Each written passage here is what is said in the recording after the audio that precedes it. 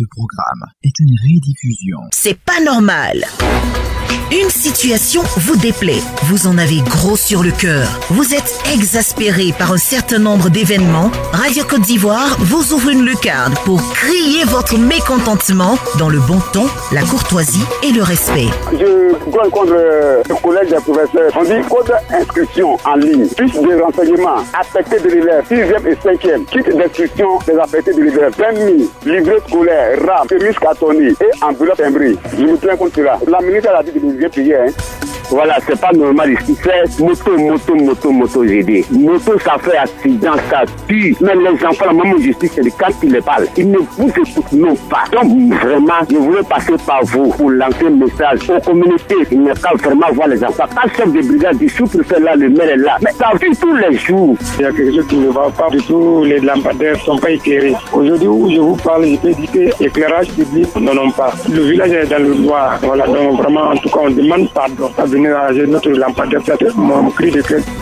C'est pas normal. Du lundi au vendredi, de 8h05 à 8h30. Radio Côte d'Ivoire. Madame, monsieur, nous sommes le vendredi 17 janvier et vous êtes sur Radio Côte d'Ivoire, la chaîne numéro 1 sur l'info et le sport. Bienvenue dans cette lucarne qui vous permet de décrier ce qui ne va pas autour de vous et d'adresser vos doléances aux autorités locales et gouvernementales. Numéro spécial, c'est pas normal. Aujourd'hui, nous n'ouvrirons pas le téléphone, mais nous avons un invité spécial qui pourra répondre aux préoccupations de certains auditeurs. Et aujourd'hui, nous nous intéressons aux cartes nationales d'identité, notamment les CNI. Ce numéro de C'est pas normal est réalisé par Wassa Traoré, technique Dioman Stéphane, sous la coordination d'Adel Kwasi et la supervision de Salisilue Konaté. Je suis Anike Ipolusuko. Notre invité de taille aujourd'hui n'est autre que monsieur le directeur général de l'Office national de l'état civil et de l'identification de Côte d'Ivoire, monsieur Ago Christian Kodja. Bienvenue sur Radio Côte d'Ivoire. Merci. C'est un plaisir pour nous de vous recevoir. Plaisir partagé. Et on espère qu'avec vous, on aura toutes les réponses à nos questions. Bien sûr. Alors, monsieur Ago, on a eu des auditeurs qui ont appelé pour décrire un certain nombre de problèmes relatifs aux cartes nationales d'identité. Donc, dans un premier lieu, vraiment information basique et pour tous, on veut déjà savoir comment faire pour avoir sa carte nationale d'identité, les différentes étapes à suivre pour acquérir sa CNI. Bien, pour avoir une carte nationale d'identité, d'abord, il faut avoir un état civil conforme. Ça veut dire que vous avez un extrait d'acte de naissance. Et à partir de l'extrait d'acte de naissance, parce que l'extrait d'acte de naissance ne donne pas la nationalité, or la carte nationale d'identité ivoirienne est faite pour les Ivoiriens. Donc, vous complétez votre extrait d'acte de naissance avec un certificat de nationalité qui est obtenu à la justice.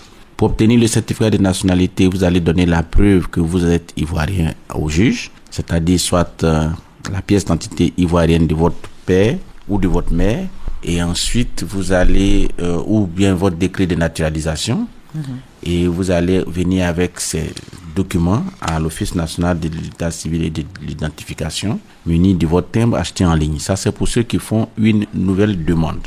Maintenant, pour ceux qui disposent déjà de l'ancienne carte nationale d'identité, c'est-à-dire celle qu'on appelle communément la carte d'identité 2009 ou la carte d'identité orange, vous venez simplement avec la carte nationale d'identité Dite orange, voilà l'ancienne carte nationale d'identité. Vous achetez votre timbre puisque les données sont déjà disponibles au niveau de l'ONESI. Donc voilà les deux méthodes par lesquelles on peut avoir une carte nationale d'identité et aujourd'hui c'est assez rapide.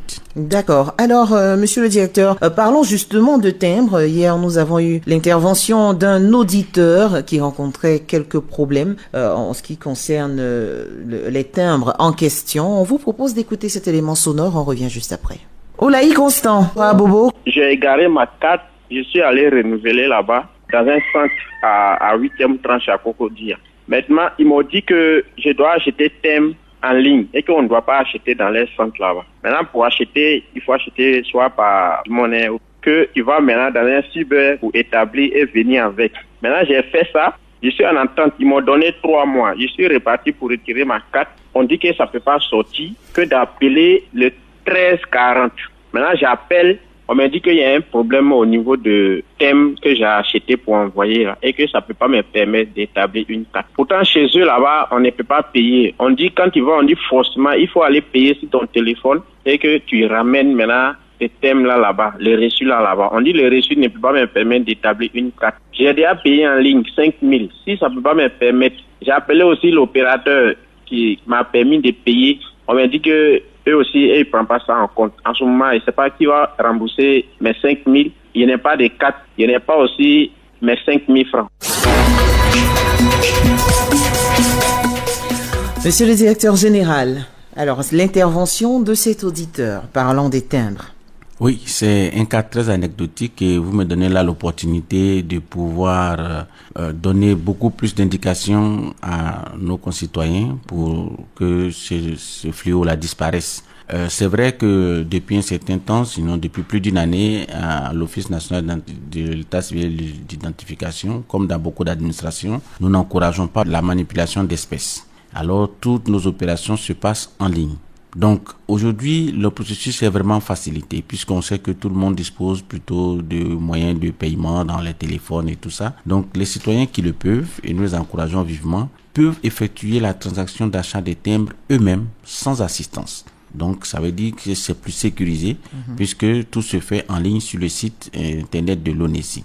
Et donc, pour ceux qui malheureusement se rendent dans les cybercafés, ce que nous n'encourageons pas du tout. Ils sont malheureusement trompés, abusés, escroqués et les gens leur vendent à plusieurs reprises le même timbre en simplement manipulant, falsifiant, en mettant leur nom. Mais le code, il est le même alors qu'un seul timbre ne peut être utilisé que pour une seule carte. Donc malheureusement, ces personnes qui vont, et aussi avec parfois certaines complicités, nous y travaillons ardemment, mais la meilleure façon, c'est de dire aux citoyens de ne pas aller dans les cybercafés pour acheter leur timbre, de se rendre, s'ils ne peuvent pas le faire eux-mêmes à partir de leur téléphone, de se rendre dans l'un de nos partenaires qui sont les banques.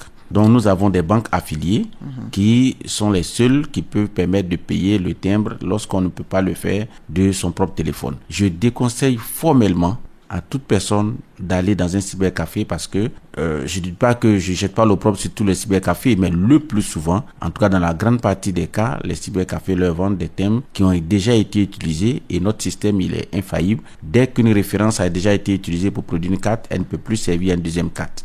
Et donc c'est sûrement ce dont a été victime cette personne. Nous sommes en train de prendre des mesures. Nous sommes actuellement en test à notre agence justement de la 8e tranche avec une borne qui va permettre automatiquement aux citoyens d'avoir son timbre et lui-même avec la borne pour mieux les assister. Et je pense que la borne est en test depuis hier dans notre agence. Donc nous continuons de mener les efforts pour leur faciliter la tâche. Mais en attendant, je déconseille à toute personne d'aller vers un cybercafé. On peut se faire assister par une personne qu'on connaît, par son fils, par son frère, par quelqu'un pour avoir directement le timbre dans son téléphone et venir au niveau de notre agence, de toutes nos agences, de tous nos centres pour pouvoir faire son enrôlement. Mais je déconseille formellement de faire quoi que ce soit qui concerne l'ONESI dans un cybercafé.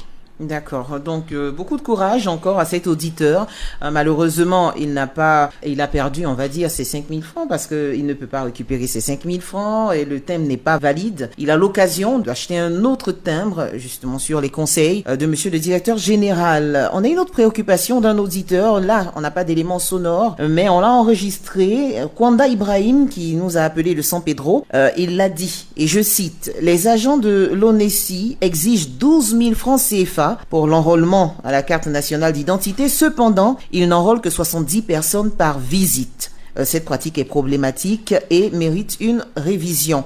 Parlons de ce montant, monsieur le directeur général. Est-ce qu'il est correct? Il n'est pas du tout correct. Vraiment, ça c'est quelque chose qui est totalement inadmissible. Toutes nos opérations pour la carte nationale d'identité, vous ne payez que 5 000 francs et vous ne payez les 5 000 francs que en ligne ou dans une banque partenaire, et il est hors de question que on vous demande un autre montant pour quoi que ce soit, pour quelque aide que ce soit. Tous nos processus se font en ligne, nous essayons de digitaliser au maximum, mais aussi nos agents sont prévenus. Il y a eu déjà beaucoup de sanctions. Nos agents sur le terrain sont prévenus, on a des missions de supervision et je demande à monsieur Kwanda Ibrahim de non seulement retrouver la personne à qui il aurait payé cet argent, réclamer son argent et surtout de ne pas hésiter à saisir la haute autorité pour la bonne gouvernance avec qui nous coopérons pour que ce genre de pratique cesse. Et donc, toutes nos prestations, ce qui concerne la carte nationale d'identité, vous payez vos 5 000 francs en ligne, vous avez votre timbre, on vous conseille de bien garder votre timbre, de le sauvegarder, mais s'il est bon, il va servir à faire votre carte et il n'y a aucune autre somme à payer, en tout cas pour aucune autre démarche à l'ONESI, y compris un rétablissement d'identité, un complément de dossier, vous n'avez plus rien à payer lorsque vous avez payé vos 5 000 francs. Sur la question du nombre, dit qu'ils prennent seulement 70, on va regarder ça de près et si on voit qu'il y a beaucoup d'affluence, on va augmenter les équipes pour que la population puisse être servie parce que c'est aussi ça notre mission. Donc on va regarder ça de très près et je peux vous dire que dès cet instant, mes collaborateurs vont prendre les dispositions pour que on puisse augmenter la capacité pour ne pas laisser les gens attendre longtemps dans nos services. Nous prenons à cœur vraiment l'amélioration des conditions de service des citoyens qui arrivent dans nos centres. D'accord, merci monsieur le directeur général. Une autre préoccupation de Kambo Alassane, qui est appelé de Sipilou, et il a dit, je cite, « Depuis 2021, j'ai été enrôlé à Mans, mais je n'ai pas encore reçu ma carte. Les agents m'ont informé que le traitement de mes dossiers est en cours, même s'ils sont complets. Ce n'est pas normal. » Déjà, ça nous emmène à demander combien de temps prend la confection de la carte nationale d'identité.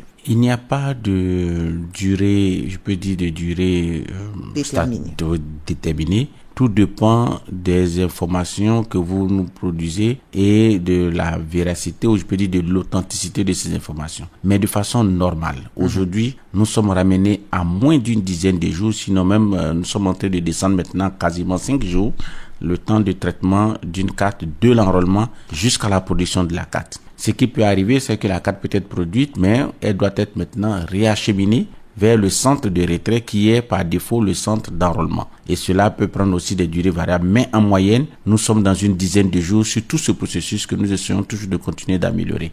Pour le traitement d'une demande, comme j'ai parlé de durée variable, parce que justement, vous pouvez vous fournir un document, mais ce document peut être un faux document. Ou bien que nous ne retrouvons pas ce document, ou bien encore que vous avez des informations contradictoires dans notre système. Donc, on exemptaire à terme, monsieur le directeur général, peut-être des personnes qui ont utilisé l'extrait de naissance de leur frère ou de leur cousin. Tout à fait, ou bien des documents qui ne sont même pas répertoriés au centre d'état civil.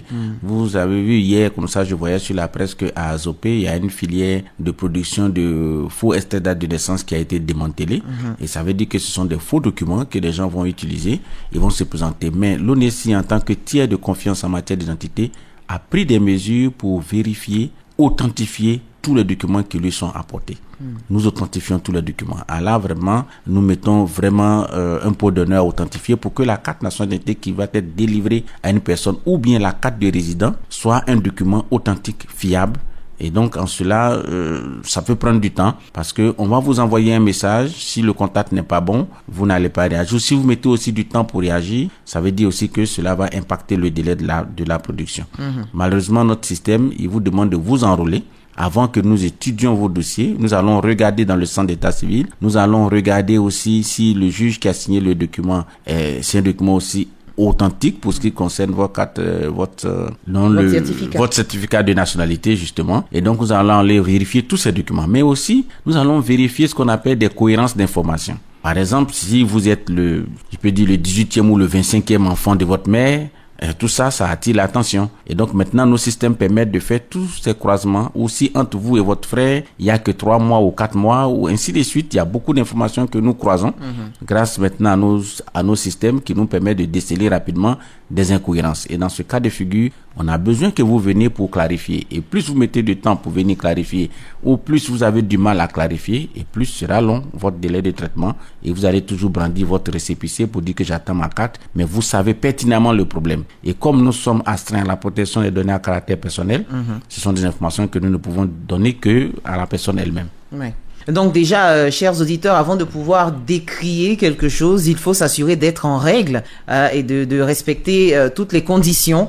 Voilà, et puis de venir exposer le problème, comme l'a dit monsieur le directeur général, parce que c'est tout ceci qui est pris en compte dans la durée d'établissement de la CNI. Monsieur le directeur, un autre auditeur, mais ça c'est plutôt une doléance, Yao Kwasi nous a appelé de Raviard à Didier Vie, je cite, que les agents de l'ONESI se déploient dans les sous-préfectures pour que nos parents puissent établir leurs pièces d'identité. Même pour le retrait, c'est compliqué.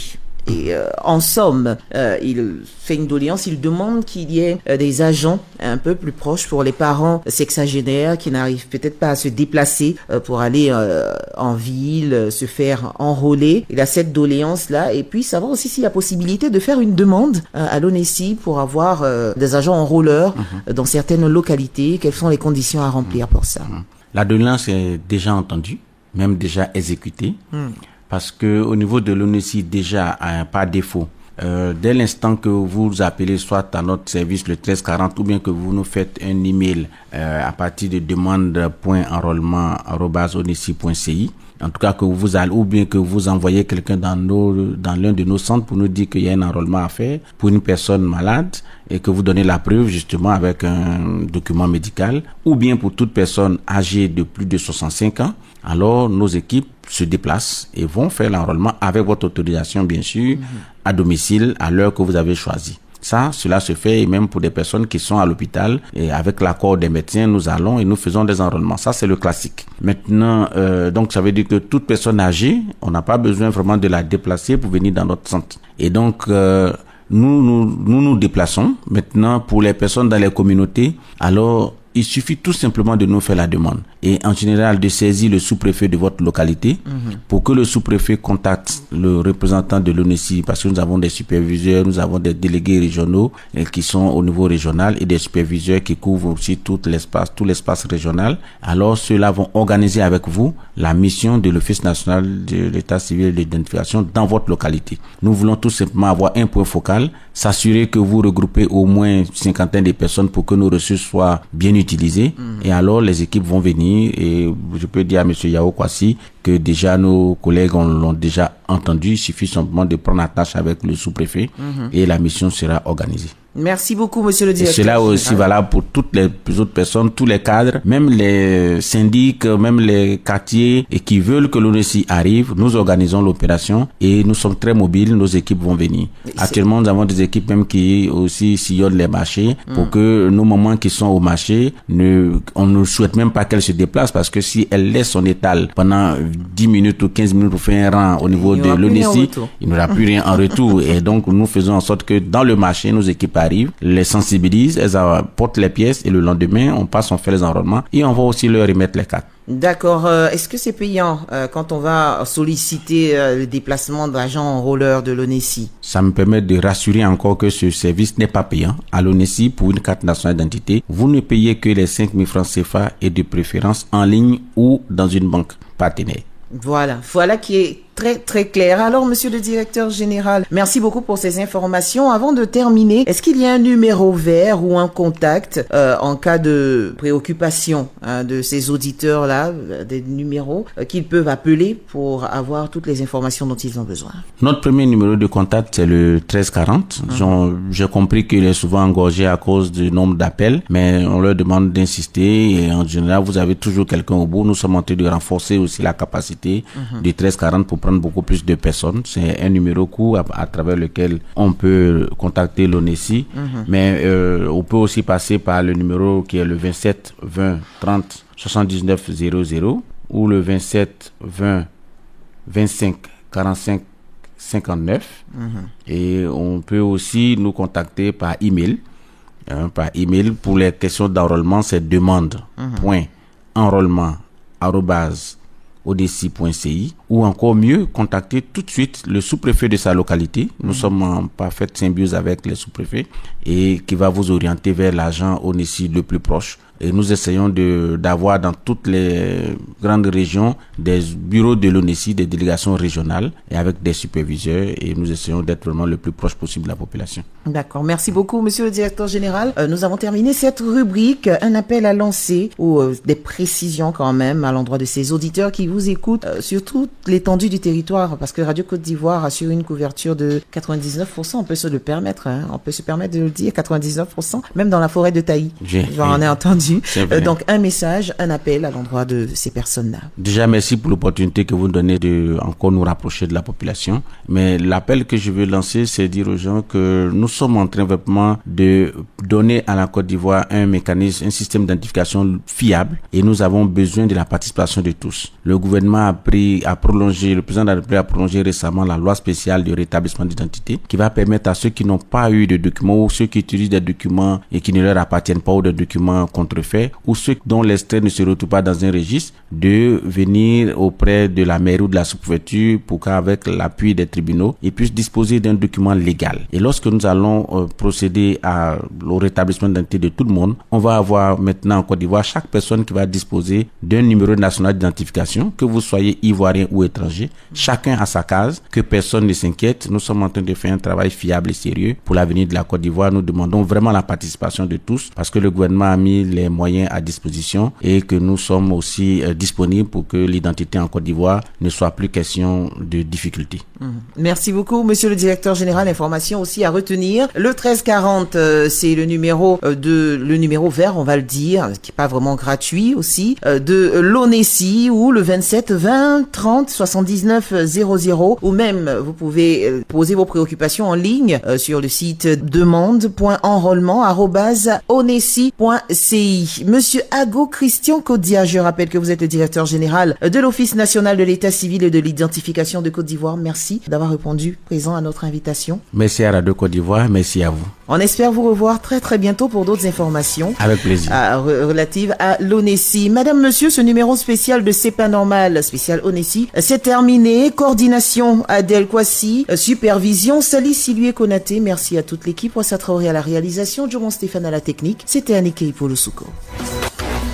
C'était C'est pas normal,